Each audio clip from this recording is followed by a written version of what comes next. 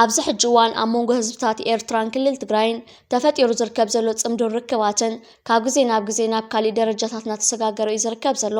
ክልቲኦም ህዝብታት ነቲ ካብ ስርዓት ብልጽግናን ንስርዓት ብልጽግና ተልእኾ ዝህባ ሃገራት ንኽመጽእ ዝኽእል ሓደጋታት ንምምካት ሙሉእ ብሙሉእ ምድላዋቶም ኣጻፊፎም እዮም ዝርከቡ ዘለዎም ብልጽግና ጽምዶ ንምኽላፍ ኩሉ ፈተነታት ኣካይዱ ክዕወት ግን ኣይከኣለን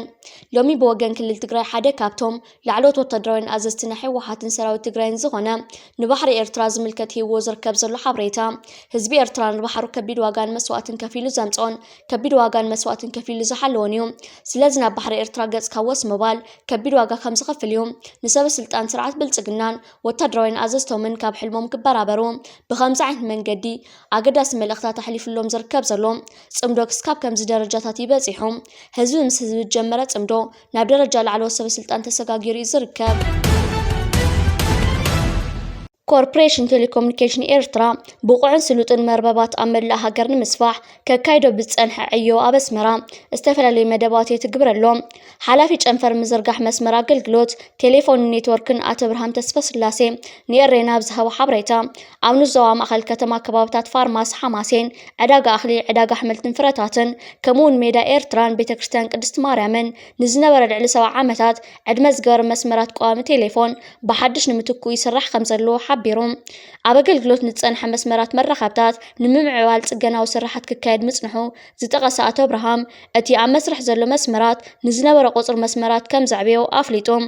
ኣብ ወሃዲ ናይቲ ስራሕ ኢንጂነር ሃብቶም መሓሪ ብወገኑ ኣብ ዝሓለፈ 2 ዓመታት ኣብ ከባብታት ዕዳጋ ሓሙስ ሓዝሓዝ ኣኽርያ ከባቢ ሚዛን ዝባን ስንቀይን ዕዉት መስርሕ ምዝርጋሕ ሓድሽ መስመር ከም ተኻይደ ብኡ መንጽር ድማ ቁጽሪ ሓደስቲ ዓማዊል ቋሚ ቴሌፎን ይብርክት ከም ዘሎ ብምጥቃስ ዝተኳዓተ መንገዲ ኣጋር ከምኡውን መስመራት ጽሩይን ረሳሕን ፈሳሲ ብሓድሽ ይትካእ ከም ዘሎ ኣረድዩ ኣብ ትዕዮ ዝሳተፉ ዘሎ መንእስያት ኣብ ዝሃብዎ ርእይቶም ብቐጻሊ ምስ ዝምዕብል ዘሎ ቴክኖሎጅን ዝተኣታተ ዘሎ ዘመናዊ መሳርሕታትን ዝውደብ ስልጠናታት ዕዉት ስራሓት ክዓሙ ከም ዝሓገዞም ገሊጾም እቲ ስራሕ ኣብ ዝተረፋ ምምሕዳራት ከባቢ ዞባ ማእኸል ክቕጽል ምዃኑ እቲ ካብ ቤት ጽሕፈት ኮርፖሬሽን ኤሪቴል ዝተረኸበ ሓበሬታ የርድእ ዙሩዋንዳ ሄኖክ ሙሉ ብርሃን ኣብ ዛዛም መድረኽ ቀዳማይ ኮይኑ ተዓዊቶም ቀደም ኢሉ ኣብ ዝተዛዘመ ዙሩዋንዳ 2026 ዕዉት ቀጠልያ ማልያ ዝውድድር ኣባል ሃገራዊት ጋንታ ኤርትራ ሄኖክ ሙሉ ብርሃን ቀዳማይ ወፂኡን ደገፍቱ ኣሰራሲሮም እዚ ናይ ሎም ዓወት ንዑ ብሓፈሻ ራብዓይ ናይ መድረኽ ዓወት ክኸውን ከሎ ኣብዚ ዓመት ዙሩዋንዳ ከዓ ንዑ ንሃገራዊት ጋንቱን ቀዳማይ ናይ መድረኽ ዓወት ብምዃኑ ነቶም ኣብ ሸቐልቃል ዝቐነዩ ደገፍቲ ጋንታ ኤርትራ ዝሕጉስ ፍጻመ ኮይኑሎም ጀርመናዊ ኣባል ፋንታ ኤንኤስኤን ሞሪትዝ ክሬጅ ዕዉት ብጫ ማልያ ኮይኑ ነዚ ውድድር ድማ ንሰለስተ ተኸታተልቲ ዓመታት ኣውሮፓውያን ተቐዳደምቲ ክዕወቱ ልክኢሎም ኣለዎም ኣብዚ ናይ ሎም ሻምናይን ዛዛምን ውድድር ኣባል ጋንታ ሎቶ ማውሮ ሳይክሊስት ካልኣይ ክኣቱን ከሎ ኣባል ኤንኤስኤን ፓው ማርቲ ሳልሳይ ብምእታው ተዓዊቱ ካብ ኤርትራውያን ኣብዚ ውድድር ንመጀመርትኡ ተወዳዲሩ ዘድንቕ ብቕዓት ዘርኣየ ኣባል ባይክ ኤድ ኤቨን የማነ ረብዓይ ዓንዲ ሕቑ ሃገራዊት ጋንታ ኤርትራ ምዃኑ ዝግለጽ ያፌት ሙልጌታ ሓምሻይ ናታን መድሃንየ መበል 20 ሎሚ ኣጥቂዕ ቅድሚት ዝወዓለ ዓወት ኣማን 24 መርሃዊ ቅዱስ 26 ነሆም ዘርኣይ 29 ዩኤል ሃብታ ኣብ 61 መትከል ኢዮብ 66 መዋእል ግርማይ ካብ መበል 60 ወፂኦም ኣባል ጋንታ ኣማኒ ኢትዮጵያዊ ኣማንኤል ደስታ ንዝበለጸ ኣፍሪቃዊ ትጉሃ ማልያ ተዓዋቲ ኮይኑ ተሸሊሞም ኣብ ብጫ ማልያ ኣማንኤል ብ3 ደቂቕን 13 ካሊትን ድሒሩ መበል ራብዓይ ኮይኑ ውድድሩ ዛዚሙ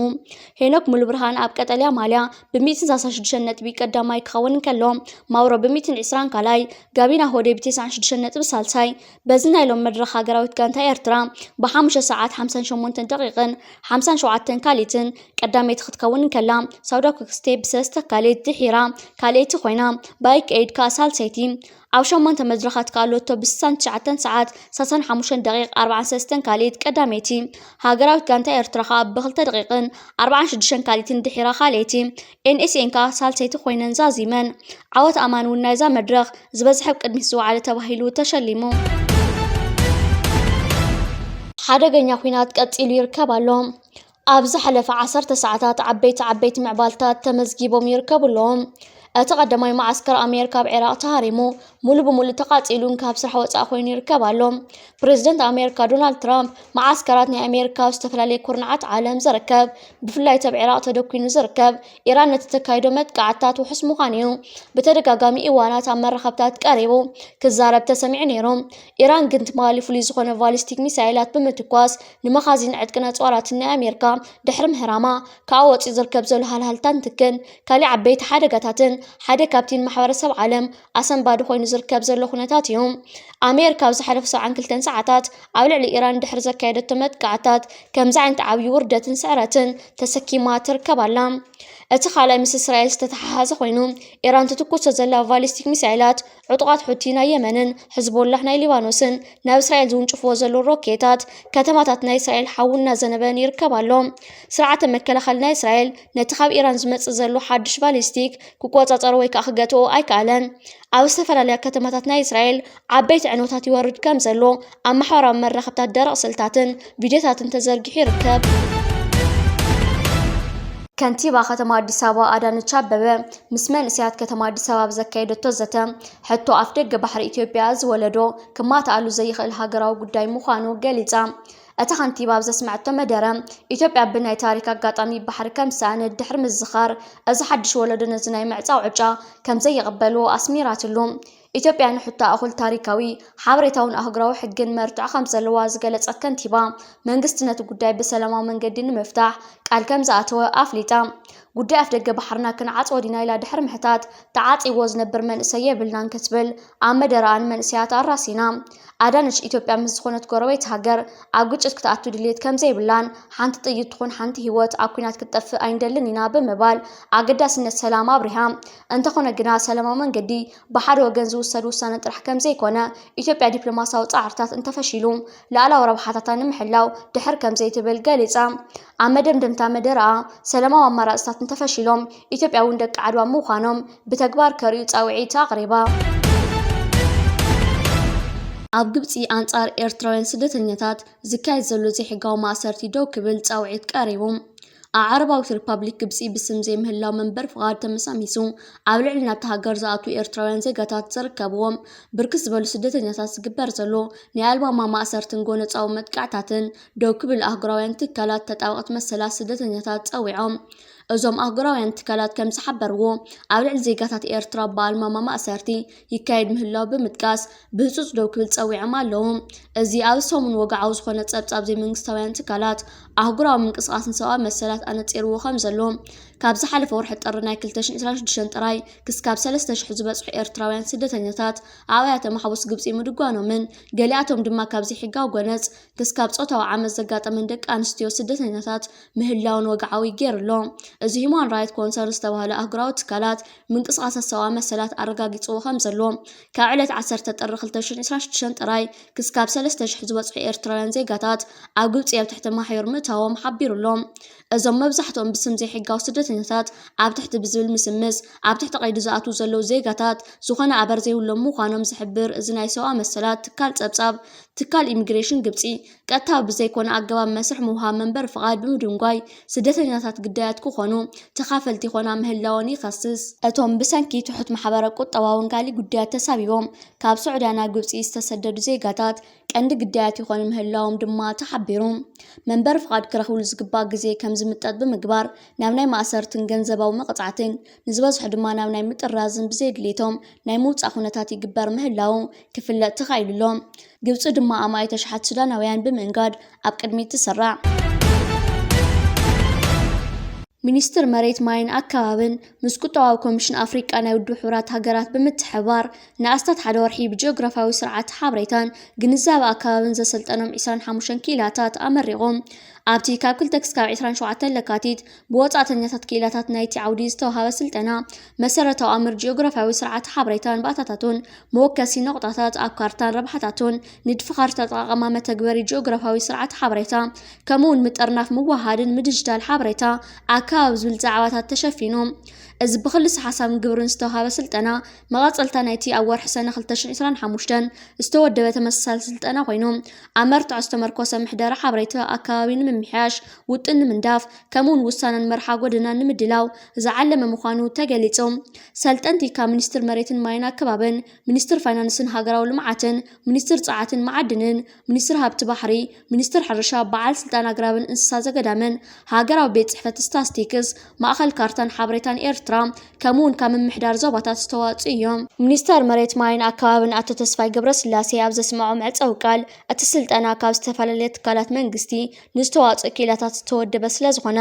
ጂኦግራፋዊ ሓበሬታ ንምውሃድን ካብኡ ዝነቀል ውሳነታት ንምውሳድን ዕዙዝ ኣገዳስነት ከም ዘለዎ ብምግንዛብ ሰልጠንቲ ንዝቐሰምዎ ፍልጠት ኣብ መዓልታዊ ስርሖም ብግብሪ ክትርጉምዎ ተላብዮም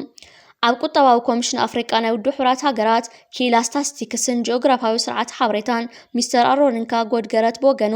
ሰልጠንቲ ኣብ ሓፂር እዋን ብርክት ዝበለ ኣርእስታት ብብቕዓት ክሽፍኑ ምኽኣሎም ብምምጓስ ኣብ መጻኢ ተመሳሰልቲ ስልጠናታት ንምውዳብ ኣድላይ ምትሕብባር ከም ዝገብሩ ኣረጋጊጾም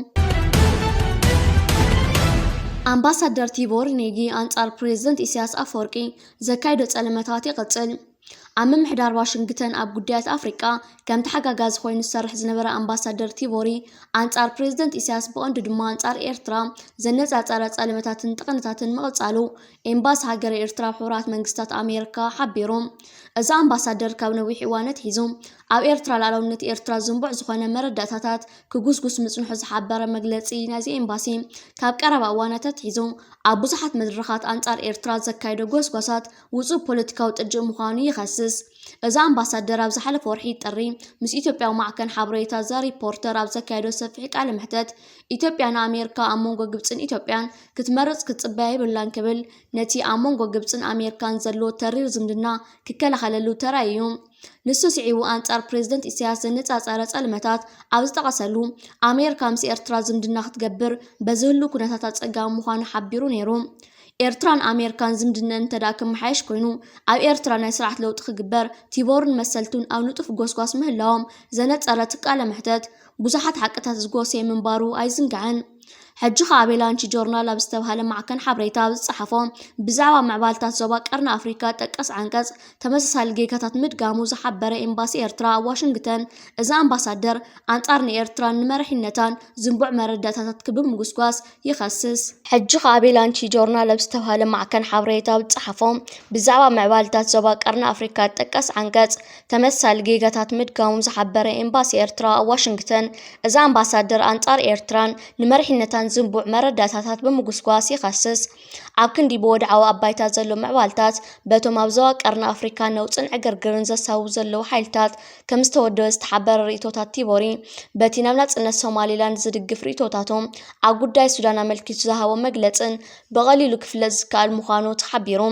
ቲቦሪ ኣብዚ ናይ ዝሓለፈ ሰሙን ዓንቀጹ ኤርትራ ብታሪክን ጂኦግራፍን ኣካል ኢትዮጵያዊ ንግስነታት ምንባራ ዘመላኽት ርእቶታት ኣቕሪቡ ጥራሕ ዘይኮነ ኣብ ሰልፊ ብልጽግና ዘለዎ ርእዩ ደገፍ ብግልፂ ያንጸባሪቑ እዮም እዚ ኣምባሳደር ኣብ ክፍሊ ወጻኢ ዝምድናታት ኣሜሪካ ከም ተሓጋጋዚ ጉዳያት ኣፍሪቃ ኮይኑ ኣብ ዝሰርሓሉ እዋናት ኣሜሪካ ቀንዲ ኣብ ሓሲስ ስምምዕ ኣልጀርስ ክንሳ ኢትዮጵያ ንልዕሊ 16 ዓመታት ላዕላውነት ኤርትራ ክትደፍር ብስቕታ ክትዕዘብ ካብቶም ቀንዲ ወደብቲ መንባሩ ኣይርስዕን ኣብ ክልል ኣምሓራ ዝካየድ ዘሎ ኩናት ቀፂሉ ከም ዝወዓለ ብወገን ፋኖን ሰራዊት ፌደራል መንግስቲ ኢትዮጵያን ሓበሬታታት ተዘርጊሑ ዝርከብ ዘሎ